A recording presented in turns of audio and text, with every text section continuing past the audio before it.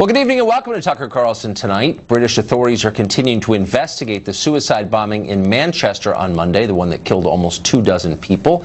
And nothing they have found so far will surprise you. 7 people have been arrested for possible involvement in that plot.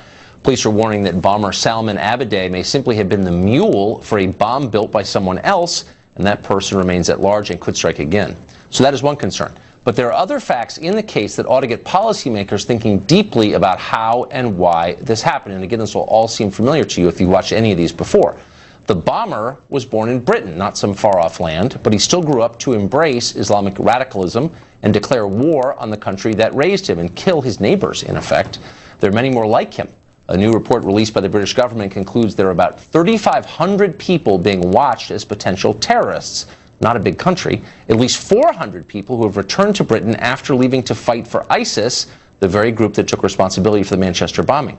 So maybe there's lessons here, patterns that lawmakers need to consider as they respond, or we could go with the traditional choice, the one favored by our leaders, which is to add British flags to our Facebook profiles, pretend that terrorism somehow brings us together rather than drives us apart, and dismisses anyone who asks real questions as a bigot and a nativist, so we can maintain the illusion that terror bombings are just an unavoidable fact of life in the big city. Which is the better option? Joining us now to help decide, Nigel Farage, he's the former leader of the UK Independence Party, UKIP, and Mark Steyn, the famous author, columnist, and sometimes guest host for Rush Limbaugh. It's great to see you both. So, Nigel, just a factual question first. There are Brits who the authorities know have gone to fight for ISIS, and they are walking free on your island. How can that be? I simply can't believe it, Tucker. I mean, for the last few years I've said that either we take away the passports of people we suspect of being linked to ISIS and stop them going, or perhaps better still, when they've been to Syria, on their attempt to return, we take their passports away and stop them coming back in. And the remarkable thing is that we know of 400 that have been to fight in Syria that have returned, though we suspect the number maybe 1,000 or more, and yet we've only taken action against 40. It is, and I'm frankly sick to death of seeing prime ministers and leaders standing up after attacks saying how awfully sorry we are for everything when nothing is being done to counter the bad guys. So, Mark Steyn, if you're running a country and you know that people in your country have gone to fight with the most grotesque terror group ever created, and you do nothing about it, you're really not trying to protect your population, are you? No, I'm old-fashioned enough to believe in treason. You described this killer as British. These 850 people, I think, who are known to have gone off to fight in Syria and Iraq. Nigel will know this better than I do, but for purposes of comparison, at the height of the IRA's campaign, MI5 estimated that there were no more than 100 active operatives. And that involved just basically going 20 miles down the road. These guys traveled halfway round the planet to fight for the Queen's enemies. That's the definition of treason. I don't know why they're walking around on the street. We're told that it would be very expensive to throw 850 people into prison. Germany estimates that for every one of these suspects they're tracking, they need 60 people tracking that guy. So it's a lot cheaper to toss them into prison for going off and fighting for your enemies abroad than it is to have 60 people monitoring them and then doing nothing until 48 hours after they've blown up a bunch of people. But you got to wonder, Nigel, if the government can't even punish people who are at war with it and with its population, then what is the point of having a government? Isn't that the most basic responsibility of a government? Well, the primary aim of any government should be to protect its citizens and the integrity of the nation. I'm afraid this country is so hidebound by political correctness that we have allowed the mass sexual rape and abuse of thousands of underage girls in northern cities, and we've done nothing about it. We've allowed people to go and be deeply radicalized, even brutalized in Syria, and done nothing about it, all because we're scared of being thought, perhaps, if we target one particular community, those of Islamic faith, we might be thought to be racist. And what is interesting is that our Prime Minister Theresa May, was, of course, for 6 years the Home Secretary. She was the person in charge of all of this. And frankly, all I can say is she failed dismally in any attempts to stop radicalization from within or to stop bad people from outside coming into our country. And you know, Manchester was a shock. It was a new low. I mean, attacking young girls at a concert, and people are upset, people are angry, but I think we now, even us, the slow to anger Brits, now need some action from our government. So, Mark, do you agree with that? Do you think it's a matter of leaders who would literally rather see children die than be called bigoted? Yes, I think so. I was listening to the Deputy Mayor of Manchester today. I think it's Baroness Hughes. Nigel will correct me if I'm wrong. But she was saying we have to have the courage to call this what it is. And then she said it's extremism. Well, extremism is a weaselly and evasive term. And then she said we have to accept that Muslim people are no more likely to commit these acts than white people are. And that, in fact, is not the case. Not after Brussels, not after Nice, not after the Berlin Christmas market, not after the murder of the French priest Père Hamel last year. There is a particular problem, and as disgusting as what happened on Monday night was equally concerning is the reaction of people like the Deputy Mayor and the Prime Minister and the Chief Constable of Greater Manchester, who are basically asking the citizens of the United Kingdom to live with the official lie, where nothing can be said that is actually approximates to the reality of the situation here. That's Soviet and totalitarian. They basically said this is an official lie, you know it's absurd, you know it doesn't match what you see, but this is it and you have to accept it. It's wicked to do that. You're required to believe it. They want to control your mind, not just your behavior. Nigel, when you watch the American response, even the cultural response to an event like what happened in your country on Monday, are you surprised by how few of the lessons Americans are learning from this? Well, I'm not sure, actually. I think there is a sort of real optimism here.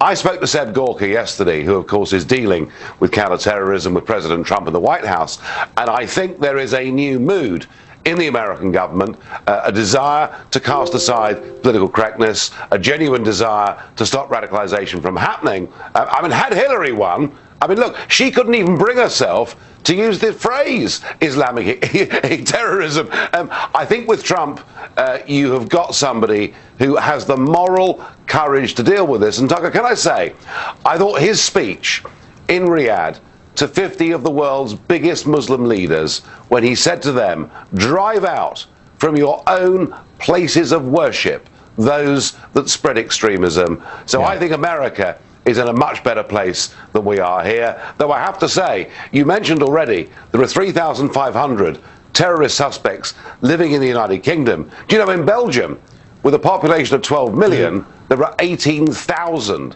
suspected terrorists. So, you know, there are some countries even worse than us. I'm feeling better about America already. Nigel and Mark, thank you very much for that.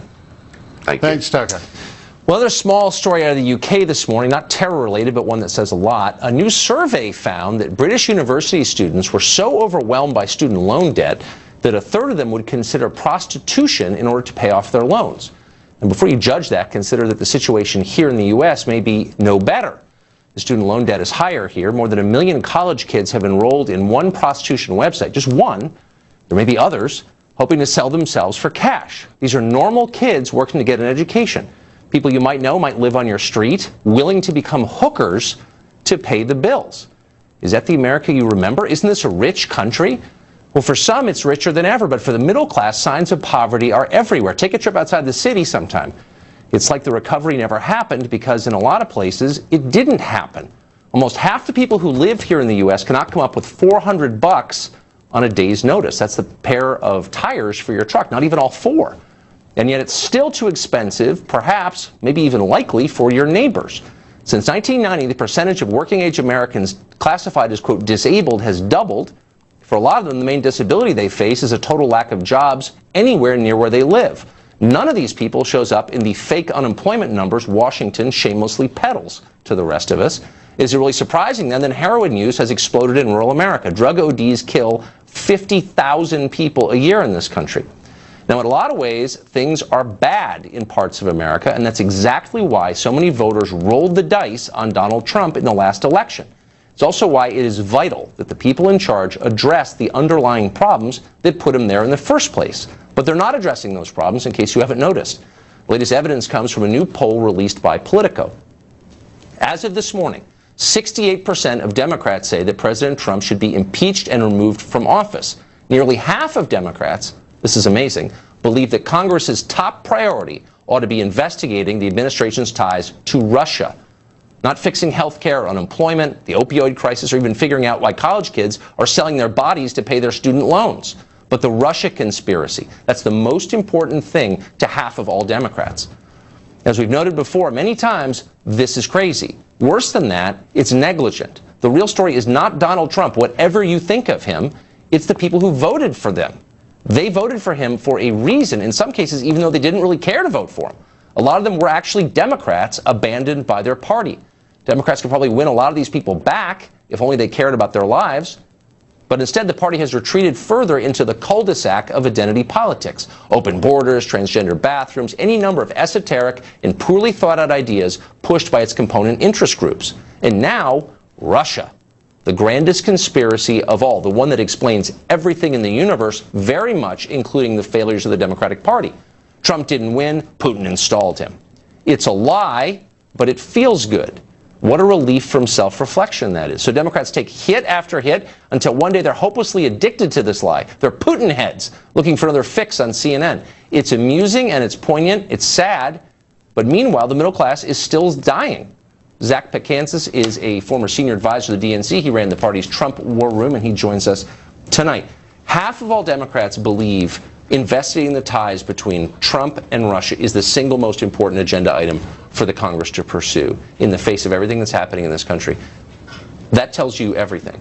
I think what it tells you is that this is a very serious issue that Congress needs to take serious, and the White House needs to start taking it seriously, which is something that we haven't been seeing from them. In fact, what we've seen is that they have spent their capital trying to undermine this special counsel, throwing out, these arcane rules from the Department of Justice to try to limit the scope of what the special counsel can start investigate, so that he can't investigate Jared Kushner, so that he can't investigate Paul. I'm sure that's right. I mean, they're worried about the special counsel. That this is a reaction to the fact that people in Washington don't seem to be taking this seriously. Certainly not from this White House, and certainly from the Republicans. I don't know in Congress. which Washington you're living in. Maybe a different from the one I occupy. How about the Washington where Paul Ryan, when Kevin McCarthy, the leader of the party, joked about the fact that he believed that Donald Trump and another member of Congress were being paid by the Russians. Well, he may be part of the conspiracy too, but you're kind of missing the point I'm making, and so is your party, which is we just had a political revolution in November, something none of us expected, least of all the Democrats, and it happened for a reason that parties exist to pay attention to. They exist to respond to the anxieties and the hopes and the needs of their constituents. And the Democrats, rather than doing that and thinking through, like, how the hell did this happen? What did we do wrong? Went right to Russia. Meanwhile, the middle class is still dying. First off, we can walk and chew gum at the same time. Yes. Really? Where's the evidence? Well, I think the evidence is what we're seeing today. There is a vigorous opposition to this Republican health care bill, which is, as the Congressional Budget Office said today, is going to mean that 23 million fewer people are going to have health care by 2026. Look, I mean, these are pocketbook issues. If you don't think that matters for people, I think it does matter. A senior that is making $26,000 a year will see an 850% increase in their But Zach, you're kind of missing the point, which is Democrats. This is the point. No, Democrats just lost the last election on Obamacare. Obamacare was in place. The same program all of us live under right now was in place on Election Day, and it failed the middle class. That's why Michigan and a bunch of other unexpected states went for Trump rather than Hillary. And my only point is, where is the reflection here? Where's the concern about actual issues, the unemployment numbers? Sure. Will focusing on Carter Page's Russia ties bring a single job to a single American? I mean, really? First off, Rob Quist in Montana, what is he campaigning on right now? Is he campaigning on Russia? Is he talking about the special counselor? No. You know what he's talking about? He's talking about health care. He's talking about fixing Obamacare. Exactly. And he's talking about campaining against. And he's doing pretty well. You're making my point for me. No, and he's doing pretty well. Look, we can walk and chew gum at the same time. We can absolutely walk and chew gum at the same time. We are focusing to make sure that our republic is secure, because because of the extraordinary intervention by a hostile foreign power. You're selling crap to your voters, and you know that. You're telling them that all their problems can be explained by Vladimir Putin's intervention into American politics. Not and it's insane, and it's sad, and they believe you because they trust you, but you're lying to them. We are literally going out there and campaigning every day on health care. That's what our candidates are going out there and talking to people about. That's what members of Congress are spending their time focusing on. I mean, if you turn on the TV really, because I live here, I host a cable show in this city, and I can promise you that every person I talk to on the left is totally absorbed in the Russia story, and this poll, on which this whole segment is predicated, proves that it's true. Look, Russia is an extraordinarily important issue because there is a potential active obstruction of justice piece that's going on right now, and it's very, very important. However, we are talking in a very focused way on healthcare, which is all the evidence you need is if you go into Montana, if you go into Georgia, and the Georgia. Well, actually, I'm agreeing with you that when Democrats address middle-class economics,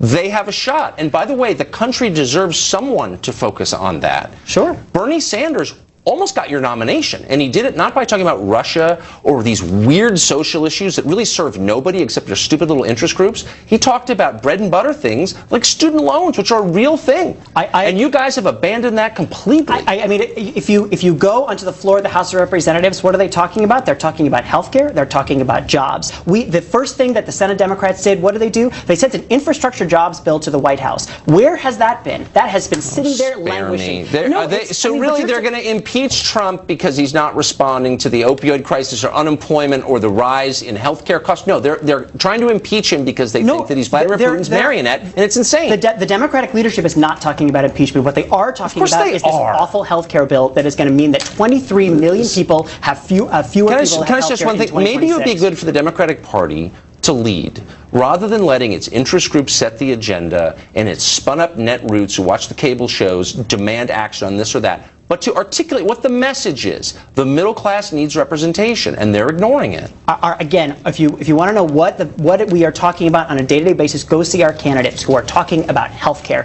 who are talking about job creation. So you got one guy in Montana, but and Georgia and other candidates that are going around. Zach, it's great to see you. You too. Thanks. President Trump is trying to cope with a special prosecutor and a White House staff that has sprung 1 million leaks. Maybe that's too small a number. More than 1 million.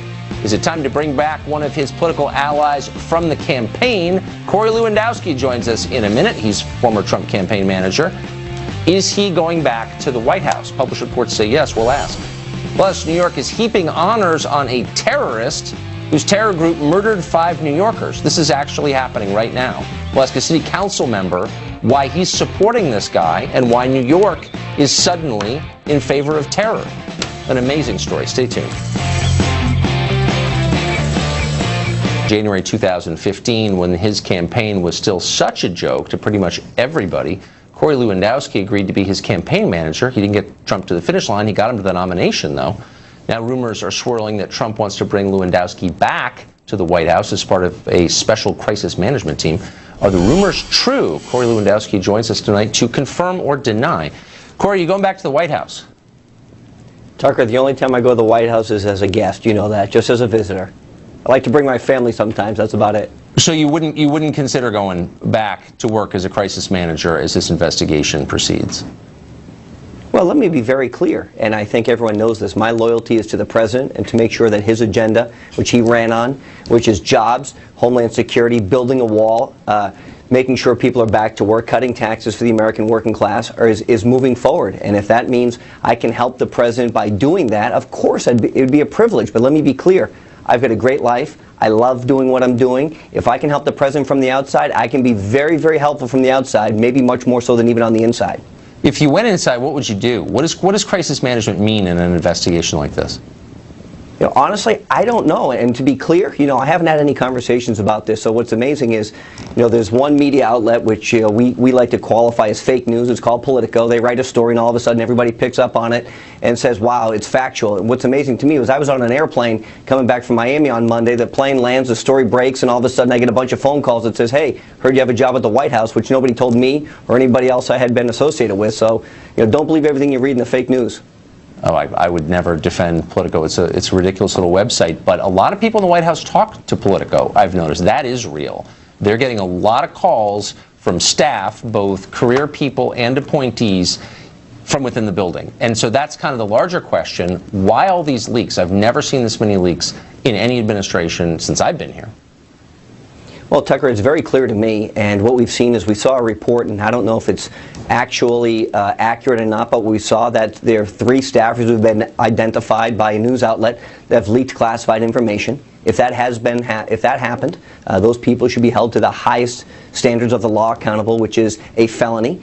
If there are additional leaks that are taking place, I would recommend that the staff of the White House dig in as hard as they can to find out who those leaks are and immediately and permanently remove those people, not just from the White House, but from any government agency that they are working for, and move them out as quickly as possible. There is a deep state that wants to see the president not accomplish his agenda. They did not support him when he ran. They do not support him as the president, and they should not be working in this administration. And they're working day and night to undermine the president. So 2.5 hours ago, the New York Times put a story on its website saying that intelligence services picked up conversations between Russian intelligence officials talking about how to suborn, how to influence the Trump campaign. Now, there's no suggestion in the piece that the Trump campaign cooperated with this or became agents of Russia, but this is clearly an attempt by career intel officers to hurt the White House. That's a big deal. That doesn't happen a lot in normal administration. So what is being done to stop this? This will paralyze the administration if it goes on. Well, that's right. And look, I don't think, the intelligence community, they have traditionally been nonpartisan. But let me be clear. We see time and time and time again now that the president is having private conversations that very few people have access to, that in many cases are classified. The Drudge Report had a story today that classified information was leaked again by a president's conversation with another world leader. That is being done from the intelligence community solely to discredit this president. They don't want to see him be successful. They are doing so not just at the detriment of the president, but at the detriment of the entire country. These people need to be held accountable. They need to be found out who they are. They need to be removed immediately. And if they have committed a crime, they need to be prosecuted for that crime. So there's going to be, or there already is, in fact, a criminal investigation underway, and we're not exactly sure who the targets are, but presumably everyone who works over there and anyone in the orbit. What's going to happen if the people conducting that investigation start leaking what they find during the course of it? Well, again, you completely erode the public trust. And, no matter what takes place, there are things that should be brought out to the public in the interests of full disclosure, and there are things that should be done behind the scenes to make sure that they aren't leaked. And what we've seen in this administration, unlike in the Obama administration or the Bush administration before him, is the leaks from within the organization. I think what has to be done is the president has about 4,000 presidential appointments. I think the staff needs to work as due diligence as quickly as possible to make sure his appointees are being put in place. We have seen time and time again the holdovers. We saw at the Department of Education just yesterday a holdover quit as opposed to testifying before the committee. We saw that Sally Yates refused to implement a direct order of the president and was removed from her job. These people who served under the Obama administration will do anything they can to destroy this president. They need to be removed, and they need to be brought in. New people need to be brought in who are loyal to the president and, moreover, loyal to the country. Yeah, I mean, like yesterday, and we don't have time to ask why that hasn't been done, but it is the question that hangs in the air. Corey Lewandowski, thanks a lot for joining us tonight. Thank you.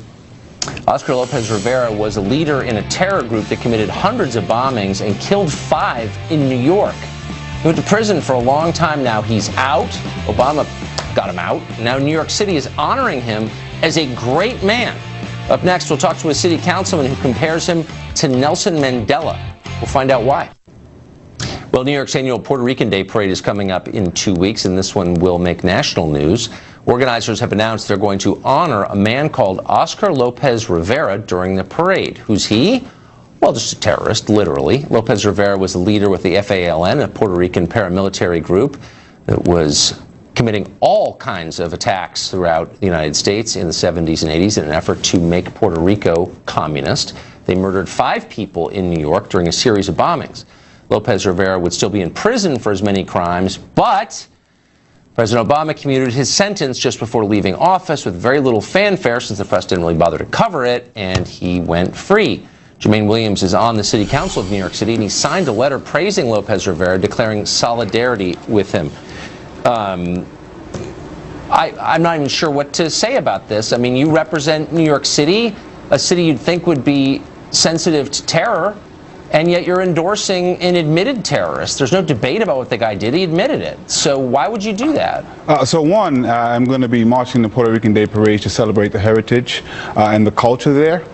Two, Mr. Lopez has said that he hasn't committed any violent crimes and hasn't been associated with violent crimes. And lastly, a lot of these things depends on the vantage point that we're looking at. And so Nelson Mandela was a terrorist until 2008, 5 years before his death, by the United States government. And so a lot of times people are conflating and they use violence, as they say, as a separation, but what they're trying to say I don't even know. You didn't even do your research. I mean, what do you mean he did admit it? He did admit it. He was convicted. He was convicted. Hold, slow down. I actually read contemporaneous news reports today. In 1981, he went on trial. He was convicted of armed robbery and bomb making and a bunch of other things. He admitted that he did it.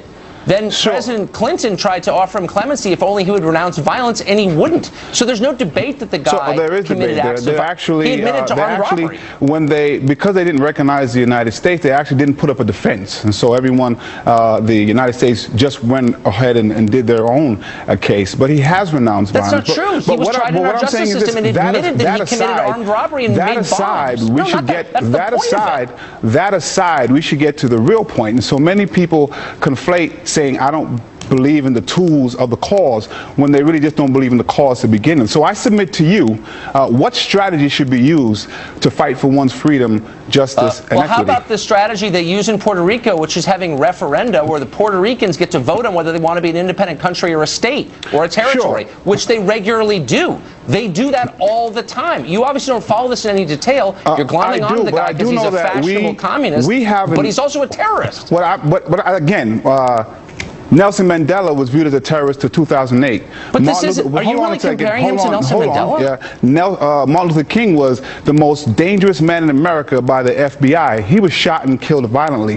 What we're saying, and we do this very often. Did Martin Luther King commit armed robbery? What we're saying is, say that. No, what are you saying? What I'm saying is we conflate a lot of issues. We oftentimes don't believe in the cause. You're conflating issues. I'm not even attacking the cause. Sure. I'm merely saying armed robbery and making bombs are not legitimate forms of political expression, and you are saying they are. The United States has supported people who have done violent acts in the course of getting their freedom across the world. What we tend to do is... I'm not for that. Are you for that? I'm not, but what I'm saying is, what I'm saying is we should be consistent. And so when the St. Patrick's Day Parade celebrated the IRA by having them in their parade, the NYPD did not participate, possibly because there was a lot of Irish in the NYPD. Okay, well, I guess I'm against that too, but like, I don't understand. What do you... I mean, look, you could say the same thing about Timothy McVeigh. He thought he was committing an act of war against the United States. How would you have felt if President Bush had commuted his sentence before his execution and he was honored in a parade? Yeah, but so now you're comparing different things. We have a colony that has no representation and can't vote for president, can't vote in Congress, and what they're saying is they either want statehood or they want independence. They get to vote. Now, again, I'm trying to be patient, but you don't know anything about this. They get to vote on whether they want... Okay, then are you aware that they get to vote, popular vote, on whether they want to be their own country?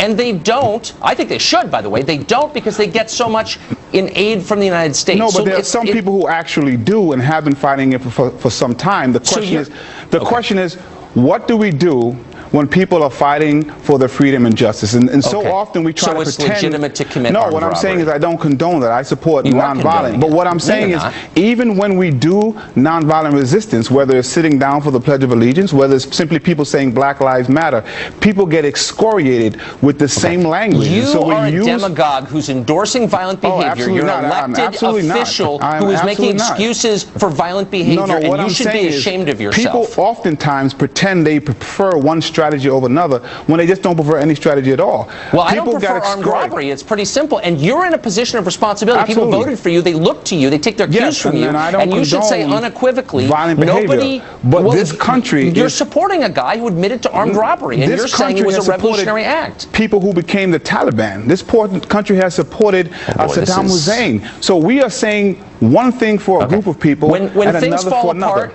it's people like you who will be responsible for them. People Actually, who told their constituents it's okay to use violence. Who actually try to conflate issues. But what I'm saying to you, whatever it is that is brought up when it comes to strategies for freedom and justice, the people who are privileged usually try to dictate what should be done and who people should celebrate. All of us, of all colors and all incomes, can agree that armed robbery is not legitimate. You can't agree. No, what I'm saying to you is, tell me one. I'm out of time, Councilman. Whoa. Totally insane. At colleges across America, spaces are becoming safer and safer with dire consequences for anyone with a controversial idea. After the break, we'll talk to Adam Carolla, the most popular podcast host in the world, and the great Dennis Prager about their upcoming documentary on campus safe spaces. Plus, the press is obsessed with Melania and Ivanka's clothing choices. Our Top That panel will decide if that's merely silly or...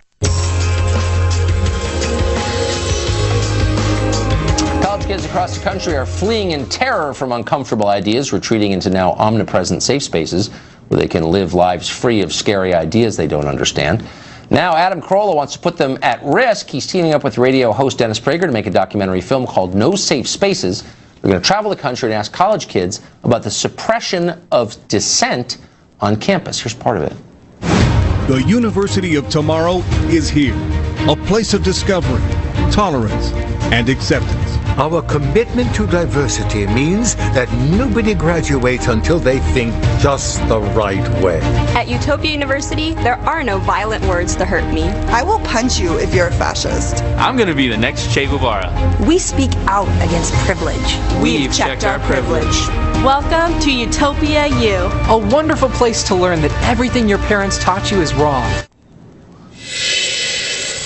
Adam Carolla and Dennis Prager join us now. Boy, this film is overdue. Adam, what did you learn in traveling the country?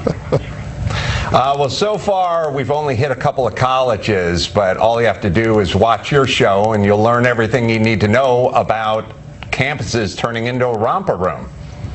I mean, it's so distressing. Dennis, when you talk to these kids, do they know how unfree they are? They don't care. This is what's so disturbing.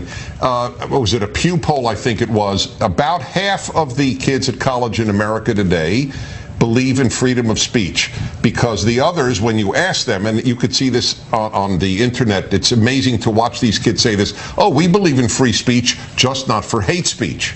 Not understanding that nobody ever really needed to protect love speech. Well, hate speech is not actually a legal category. Kind of hilarious that they think it is. So, Adam, when you go to these camps, you got the biggest podcast in the world, by the way. Congratulations on that. When you show up at these college campuses, or when you deal with college students, do they understand that things are very different now from the way they were when you were in college? Do they sort of know that they're in the middle of this moment, or do they think it was always this way? I wasn't in college, but thank you. I was on a construction site picking up garbage. My favorite thing about you, I forgot that. The only hydrating I did was a gourd full of my own tears, Tucker. No, they'll remind me of that kid from the Twilight Zone who's just going to wish anyone into the cornfield who disagrees with them. And we're also scared to be wished into the cornfield by these little snot-nosed brats that we just follow suit.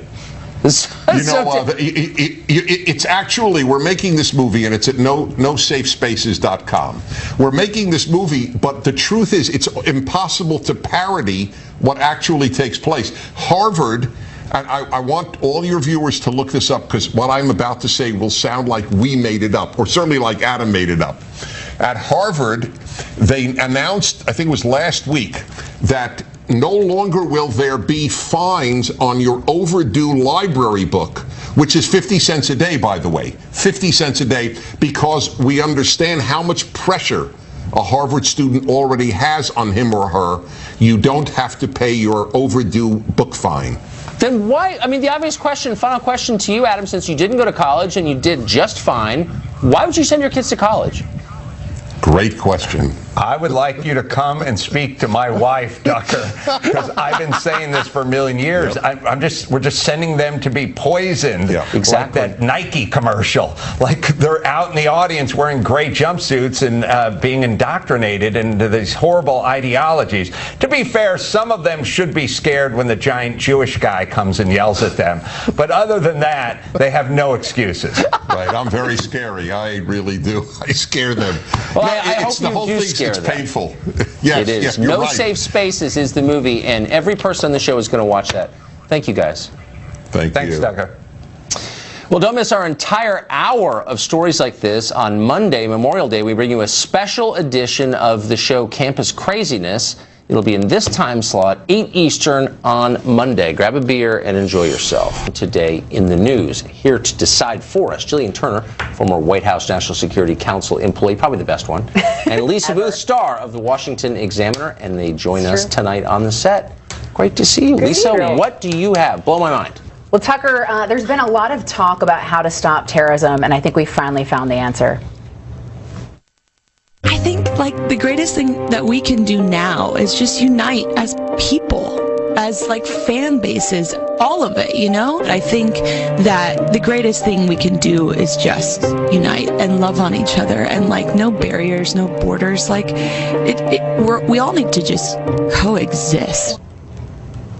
Well, there's actually been reports that... Who was that? That was Katy Perry. Katy Perry. But Oh my God, really? Yeah, no idea. Tucker. No clue. Oh my God. But there's actually been reports that al-Baghdadi and ISIS were so moved by these statements that they've decided to lay down their arms. You know, I'm not surprised because the coexist bumper sticker has been remarkably effective in the war against terror. Right. Do you know what I mean? With all the religious symbols on it, visualize world peace and all that stuff, Well, and it just stops them in their tracks. And two, the irony of this is the fact that she lives in an almost $20 million gated community. She's got a security detail, so clearly she is the last person to have to worry about any sort of danger around her. So it's just ridiculous. Now you're just trying to make Tucker jealous. But I think Nikki Haley might have to watch her back now because I think we might have found a new UN ambassador. Well, the rest of us can just love on each other and think about that. And solve all the world's problems.